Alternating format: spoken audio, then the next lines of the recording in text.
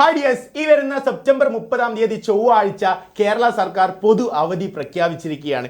ഞാൻ അതിൻ്റെ സർക്കുലർ ഇവിടെ കൊടുത്തിട്ടുണ്ട്.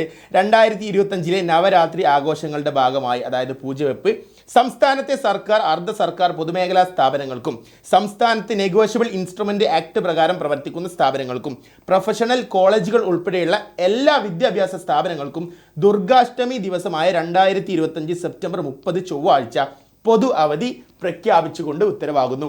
അതായത് ഈ വരുന്ന 30 നിങ്ങൾക്ക് കംപ്ലീറ്റ്ലി ലീവ് ആയിരിക്കും, സ്കൂളുകൾ ഉണ്ടാവില്ല.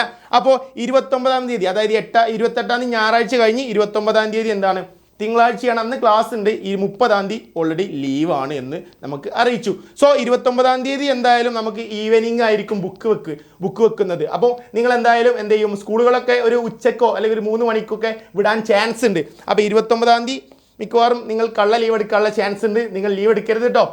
അപ്പോൾ 29 ലീവ് എടുത്താൽ ഇതവിടെ 30 ലീവാണ്. ആൻഡ് 1 2 പിന്നെ ഓൾറെഡി ലീവാണ്, നിങ്ങൾക്ക് അറിയാം.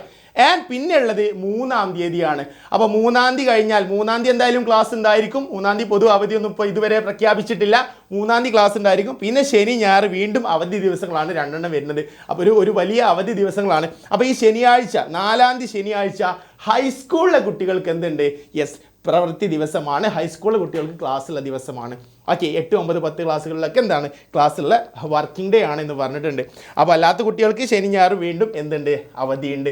അപ്പോൾ ഈ 3 അതുപോലെ തന്നെ 29 മെല്ലെ നിങ്ങൾ ലീവ് എടുത്താൽ ഒരു വലിയ ലീവ് നിങ്ങൾക്ക് കിട്ടും. പക്ഷേ നിങ്ങൾ ലീവ് എടുക്കരുത്. സർ വെറുതെ പറഞ്ഞതാണ്, ഒരിക്കലും ലീവ് എടുക്കരുത്.